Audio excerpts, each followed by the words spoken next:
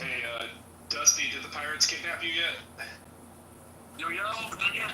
Still thinking.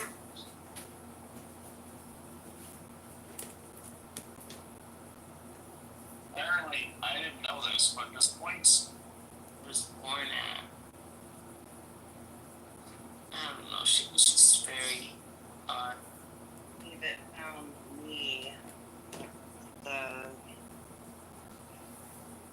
faith came into my life versus me seeking it under circumstances. So anyway, I don't think it's a coping mechanism for me. It is a truth that works for me, and I don't expect anybody else to believe that it's true, but I am not going to let go of my belief in faith. All right, thank you, Violet. Let's go to my main man, JCC. JCC, is religion a coping response to trauma? Is it a crutch? What make you of religious faith, JCC? Since I am not of religious faith, I'm going to answer according to my interactions with those who are of a religious faith. It's my understanding it seems to be passed on through family tradition, i.e. kind of indoctrination of some sorts or the other. And from further dialogue with those who do hold it, I do think it's a coping mechanism, whether it be from a traumatic experience or just a way to have something to lean on to help them deal with the ebb and flow of life. So I guess basically it could be mechanicalistic as Bain is asking, or it could be a coping / trauma response. So it depends on the individuals. Good, very good. Lynn, is religion a coping mechanism to trauma? Is it a crutch? What do you make of it, Lynn? I don't think it's either. I mean, I do have a traumatic childhood, but notwithstanding that, I think that my faith has been more like a guiding light to definite performances in my life that are much better than what would be perceived from my trauma. I think it was my faith and the belief system that I got within that system was something that elevated me over the trauma to surviving and then thriving. And so I don't think it's a coping mechanism. I think that it's more of I think for me, I think it would be more of something for me to elevate what I had prior to me finding the faith, if that makes sense. It makes complete sense. Thank you. Richard, what do you think? Is it trauma response religion? Is it a crutch? What is it? A coping mechanism? What say ye? My father was in the United States Coast Guard in a ship heading to Hawaii. He thought every night that he was going to get blown out of the water by a Japanese submarine. And I think this traumatized him and made him, because he was more intelligent, it turned him into a fundamentalist Christian. He became basically addicted to letting life be determined by the Bible. And I don't think had he not been traumatized by that he would have gone that route. But, and I think it's true of many people that the memory or the existence of trauma in their life moves them into a religious mode. So I think it's true, but not everybody. Thank you. Thank you, Richard. And Benjamin, our resident bastard, and many other things. Benjamin, my main man. What say you about religion? Is it a trauma response, a coping mechanism? Hey, Benjamin, you're my man, you know. I know it. I like the name. I like the way it rolls off the tongue. I was just letting it linger for a minute to just savor the flavor. It's better than Nintendo, really. Religion is a cope, man. Religion is a cope for people who haven't grown up. They haven't cut their mother's apron strings. I hate to describe people facing the years they're going to spend in adult care as having never grown up. But if you've not cut the apron strings with the religion of your mother, by the time you enter senior care, it's a shame because being an adult is an amazing experience, and you can't be an adult if you're still hanging on to your mother's apron strings. So you got to cut those ties. You just got to grow the fuck up. And some people are just preternaturally disposed to being children all their life, and they can't get over that. So I don't know that there's any solution for people who can't grow up. I think we just have to love them and give them diapers emotionally and intellectually, until they need diapers again. But it's a crutch. It's a crutch, and it's a shame that even in the United States, where people don't really need religion, people still can't seem to walk on their own 2 feet. But I'm trying to help them. I'm trying to help them learn to walk, love and care and nurturing and watering and attentiveness. And you know how much love I give people every week who are religious. I try to nurture them back to full health, in my own special way. And it is difficult. People are deeply addicted to their childhood fantasies. Benjamin, I don't know that you're helping anybody else's mental health, but thank you for all your efforts of being. I try those. The thing is that I am trying. All right. Well, thank you, Benjamin. You're the man. Shapeshifter, what are your thoughts? Religion, coping mechanism? Yeah. Not my thoughts. I have to give all credit to this guy Harari that wrote *Sapiens*. I think religion is the single greatest cooperation invention in mankind next to language. I really do. And I'll just read a quick quote from his book. You could never convince a monkey to give you a banana by promising him limitless bananas after death in monkey heaven. Say what you will about religion. It is a forcing function for cooperation, of which us monkeys had never seen before it was created. Thank you, Shapeshifter. John Malincrot, resident scientist. What say you? Religion, is it a crutch? Is it a coping mechanism? What do you make of it, John? I think for the vast silent majority, it's just a habit. It doesn't mean very much, but you inherit it from your parents. You never question it. You go through life. It doesn't really have that much of an effect, right? The people it has an effect on, and that I think often go on to do, as Shapeshifter was alluding to kind of illustrate the dangers of religion, are the ones who have had some kind of a trauma, who adopt it.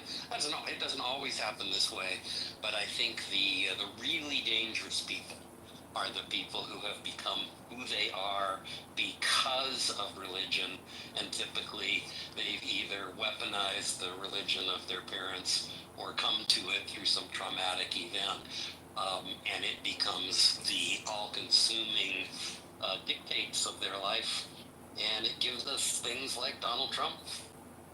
Well, there you go. Would agree with me. I knew he John, of course. Nirvana, what say you? This was not your question, right? This was Bane's question. So Nirvana, what say you? Religion, coping mechanism? Is it a crutch? I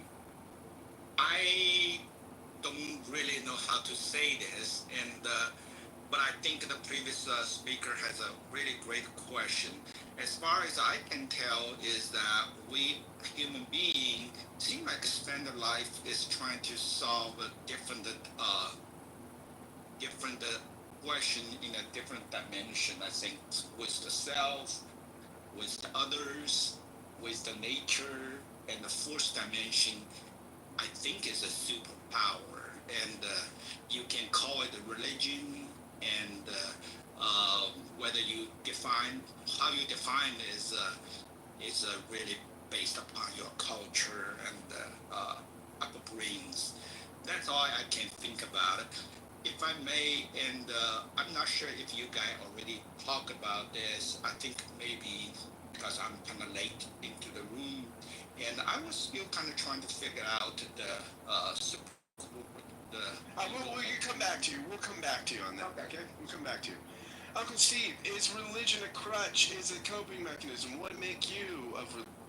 I believe that the main intent of every religion is control. To control the religious population to, in essence, a form of government, a form of spiritual government, i.e., a necessary evil. It's control. All right. I will weigh in really quickly, and then we'll go to our new speaker here, Oleg. I will just quote from Lauren Jackson, who is a columnist for the New York Times. She has left religion. I think she grew up Mormon. She's an atheist, but she writes the Believing column for the New York Times. She writes about religion and religious trends in the country. So she's a great journalist. Will be a guest on the podcast, I think, this week. I was supposed to have her on last week, but I unfortunately got a little bout of flu or cold or something. So she says this in her most recent column. Religion provides what sociologists call the 3 Bs: belief, belonging, and behaviors. It offers belief that supply answers to the tough questions of life. It gives people a place they feel they belong, a community where they are. And it tells them how to behave, or at least to what tenets should guide their action. Religious institutions have spent millenniums getting really good at offering these benefits to people. For the last few decades, the world has tried to go without God, a departure from most of recorded history. More than 1 billion people globally, and about a third of Americans have tried to live without religion. Studies in recent years have offered insights into how that is going. The data doesn't look good. There's overwhelming empirical support for the value of being in a house of worship on a regular basis on all kinds of metrics. Mental health, physical health, having more friends, being less lonely, said Ryan Berg, a former pastor and a leading researcher on religious trends. He is an excellent researcher. I will say that. I know Ryan a little bit. Pew's findings corroborate that idea. Pew, the gold standard. Actively religious people tend to report that they're happier than people who don't practice. Religious Americans are healthier too. They are significantly less likely to be depressed or to die by suicide, alcoholism, cancer, cardiovascular illness, or other causes. In a long-term study, doctors at Harvard found that women who attended religious services once a week were 33% less likely to die prematurely than women who never attended. That's because, said Tyler J. Vanderweel, an author of the Harvard study, they had higher levels of social support, better health behaviors, and greater optimism about the future. Religiously affiliated Americans are more likely to feel gratitude by 23 percentage points, spiritual peace by 27 points, and a deep sense of connection with humanity by 15 points.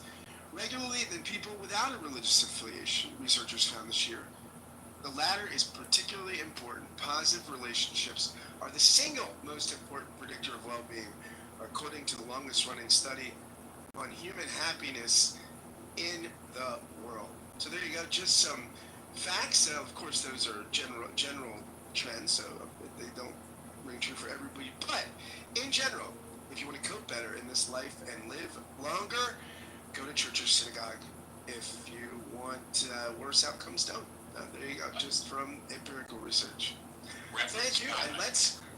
Yes, sir. Yes, sir. I'd like to comment on that, and then I see that Rohan is new on stage. So I absolutely believe, as I've said many times, that religion has much more positive effects than the negative effects. And I point to something that you just read about community and relationships. Believing in God, believing in a higher power is certainly important. But being part of community, having a support system around you, I think that is the best part of religion. And I'll land it here. Reverend Scott, you mentioned the 3 Bs in religion. There is something also known as the 3 Bs in the law. Begin, be brief, and be seated. I love it. And those things, I mean, belonging you're hitting on, right? But it seems, like as Rohan says in the comments, which I think is a pretty good response, that you could just get a knitting club or chess club or something. The thing about, we'd have to game out, which I would love to see the empirical research on this stuff, that would give you the belonging, but the belief in the behavior stuff, it seems to be the three B's together that somehow help may constitute religious salutary effect. But maybe other things would do the same thing. So, and now that I've mentioned you, Rohan, I will go to you. Would you like a fresh vibe? Not really. Hey everybody. No, yeah, I was just gonna say, like, what you just commented on, to me, what you read spoke to the power of human beings. And if you spend more time with human beings, like amazing human beings, you do better. So it didn't seem to me that what you read spoke to actual religious belief. It just spoke to community. And is my take that you can get that community in a whole host of ways, like you mentioned, like car clubs, knitting clubs, go to singing clubs, and whatever. Just spend more time with people, and you tend to do better. So that's all I wanted to say. I mean, I think and we don't really have enough data here. It would be interesting to have different research done, or better research, or more specific research on these questions, right? Because what we're assuming is that the religious people are all in community, and the atheists or the non-religious or the nuns are disconnected from social outlets and social connections, so that may not be the case, though, right? I mean, it may be that that the atheists or the non-religious folks, the folks that are doing things like going to the local bar, going to knitting clubs, going to ultimate frisbee games, and still score lower on these things, or it may not be. That we'd want probably some kind of control group kind of situation where we could look at people that were just as socially connected and in religion or not in religion as those who are. And also, it doesn't seem to account also for, we want to look at people that claim religious belief but don't go to church or synagogue. That's another control group. So there you go. And I want to go to Nirvana. Nirvana, would you like a fresh final? Yes, you did. Yes, you did. I totally agree with your assertion of the quotation, and although I think in the scientific world they might kind of arguing whether that's a causation or correlation, but I think that's anything if it works, that works, and I think that's the most important.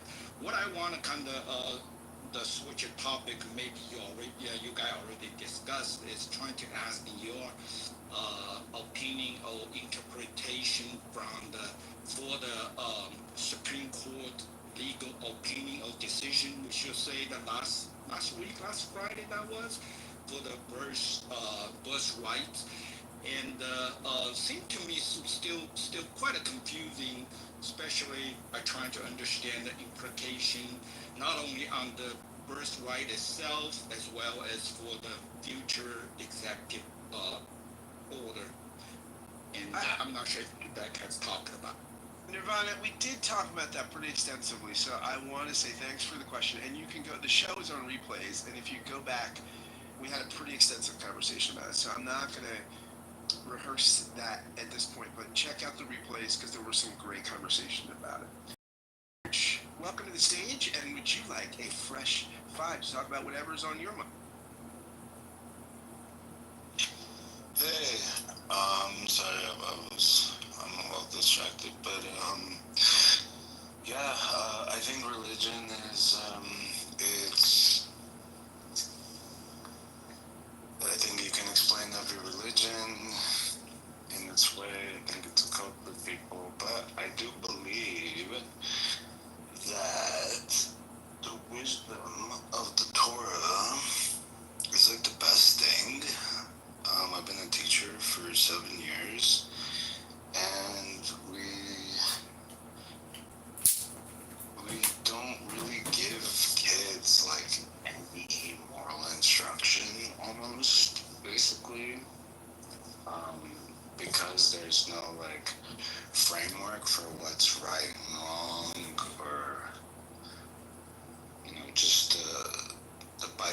distortion of reality in this country. It just become kind of wild. George, I'm sorry to interrupt, but if you feel comfortable saying, what level do you teach at, and what do you teach, if you feel comfortable saying? Yeah, high school English. High school English, thank you. Yeah, I think every child deserves a Jewish education. When I was in college, I had a Jewish girlfriend. I was going to convert to Judaism and become a rabbi. I spent 2 years studying, and then I found out I'm a sperm donor baby. And I realized the genetic injustice. How long have you known you've been a sperm donor baby, if you don't mind me asking? Since I was 23. How long has that been, if you don't mind me asking? 8 years. And the only reason I'm asking this is because I have found that most people that find out they're sperm donor babies eventually try and determine who their father was. If you feel comfortable, have you taken that path in the past 8 years? I haven't found an avenue to do that, but if I did, it's not something I think so much about. You don't care that much about. Okay, sorry to interrupt, sir, please. No. Yeah, and then ever since I found that out, even before I found out I was sperm donor baby, I was just horrified at the genetic inequalities between individuals. And You I mean think generally speaking, or your sperm donor? No. Generally speaking, the differences between perceived. Dude, I must be totally ignorant and I don't know. What are the genetic inequalities of people? Yeah, it's based on perceptions. But some people are perceived. Clearly, because I'm not aware that it's based on science or fact. You're right. Yeah, it's based on. Okay, so what you're saying has nothing whatsoever to do with fact or science. It's based on perception. Of course it does. Yeah, intelligence is something that's really like, opposite of what blank slates. I'm sorry, just so I understand, because I'm not arguing, I just want to understand. You're saying this is scientific fact or it's perception? Intelligence is about 50 to 80% heritable. So you're saying it's scientific fact? That intelligence is heritable. Intelligence is determined by genetics. If you could educate me and the other nieces and nephews, I would love to learn this. Please do. Yeah, I think it's about 50 to 80% heritable.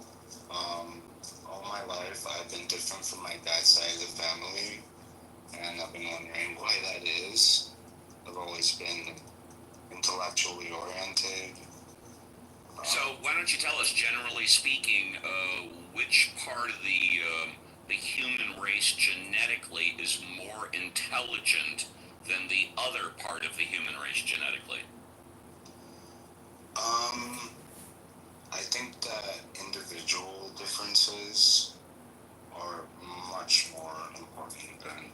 And is there anything in common with those individualistics, like skin color, religion, something like that? Every person, every genetic object as a person has its story, and every gene and every certain groups have certain genetic histories. What groups are more intelligent than other groups? Jews. Jews are what, more intelligent or less intelligent? Generally, Ashkenazi Jews are more intelligent. Ashkenazi Jews are more intelligent than other groups. Okay. But is there a group that comes in second place?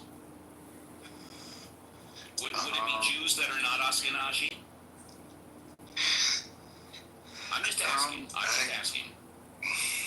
Where do the Black Hebrew Israelites rate? I was going to get to that. But first, okay. So Ashkenazi Jews are the most intelligent people on the planet, generally speaking. And I asked about other Jews that are not Ashkenazi. Do they come from someplace or no? Individual differences. I want to talk about the groups for a moment. I want to talk about the groups, if that's okay. So Ashkenazi Jews are the most intelligent people on the planet. My next question was, are non-Ashkenazi Jews the second most intelligent people on the planet? Probably not. Okay, what group is the second most intelligent on the planet? Well, the Greeks bred people for The Greeks. Are the Greeks number 2?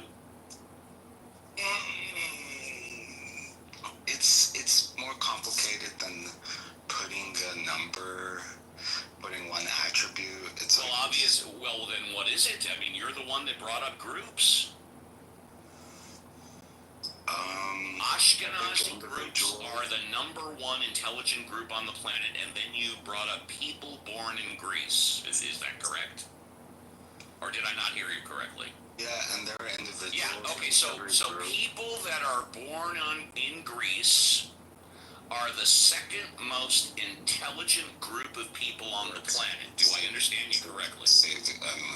Pardon? It's a little hostile. Sir, I'm not hostile at all. I'm just asking you basic questions.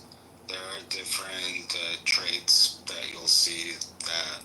I'm just asking you if people born in Greece are the second most intelligent people on the planet. I'm just asking a question.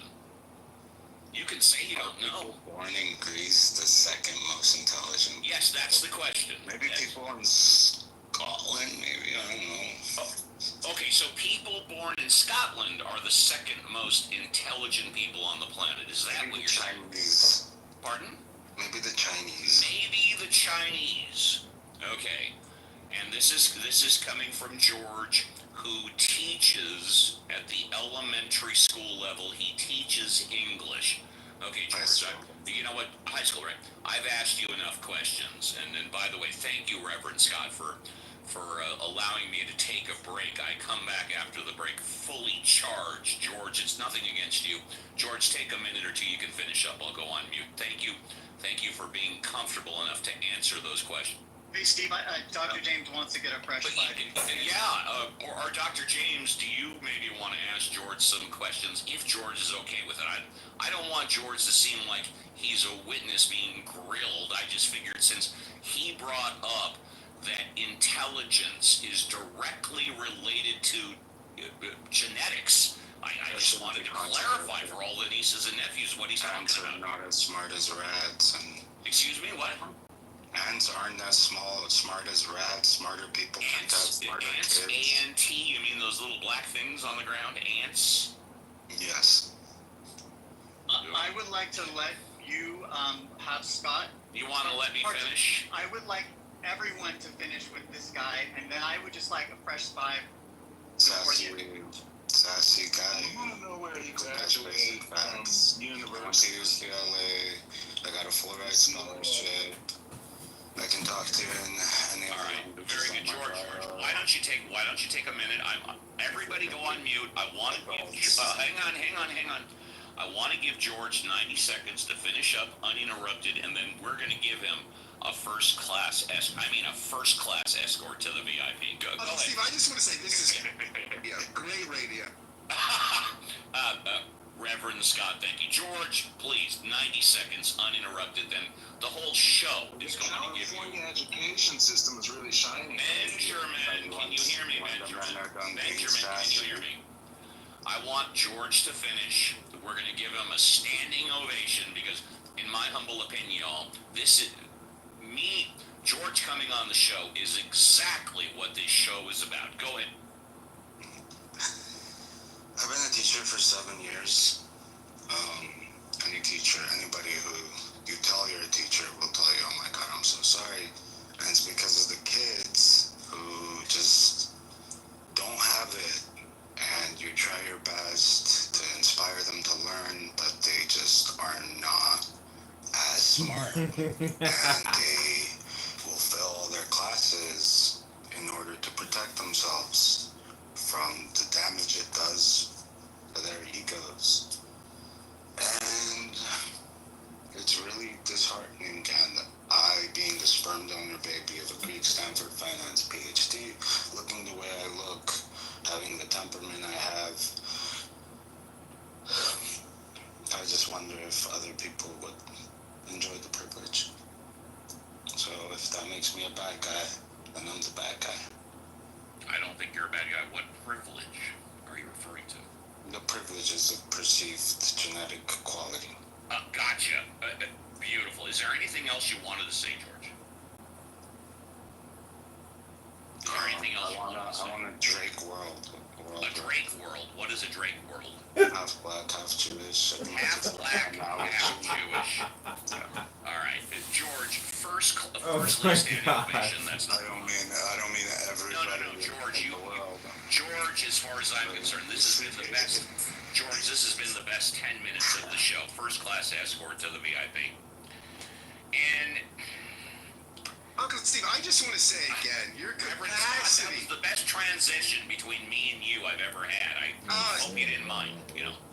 We're text messaging in the background. Yeah. No, this was, Uncle Steve, we've had some of the best whack-packery on display today. Yes. I mean, it really had outstanding radio in that regard. And I want to say hats off to you for assembling this motley.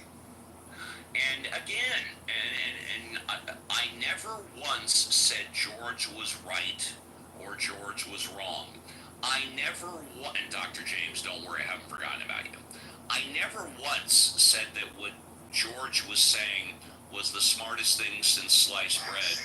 Or did I say it was the most stupid, idiotic, prejudicial, bigoted comments I had ever heard. But just to refresh very quickly, according to George, who allegedly is a high school teacher, that Ashkenazi Jews, because of genetics, are the smartest people on the planet. And then coincidentally, just coincidentally, because George is a sperm baby of a Greek doctorate professor, that coming in at a close number 2 by a head or a nose as far as the most intelligent people on the planet because of genetics are those born in Greece. I tell you, education, entertainment, what else could you ask for on Ask the Atheist with the Mod Squad? Okay, Dr. James, as promised, you got to... I guess I would say this, just to kind of thread the last speaker. My question is, how is this not different from the rhetoric around master race? You said some other version of it, ranking yourself as having some kind of apparent high ground. And, you know, my first gut feeling was all the groups that you were saying were the most intelligent, your background was going to be up there in the mix somewhere. And so when you talk about how, you know, people come into spaces and they, you know, egos get all ensnared, yada, yada, yada.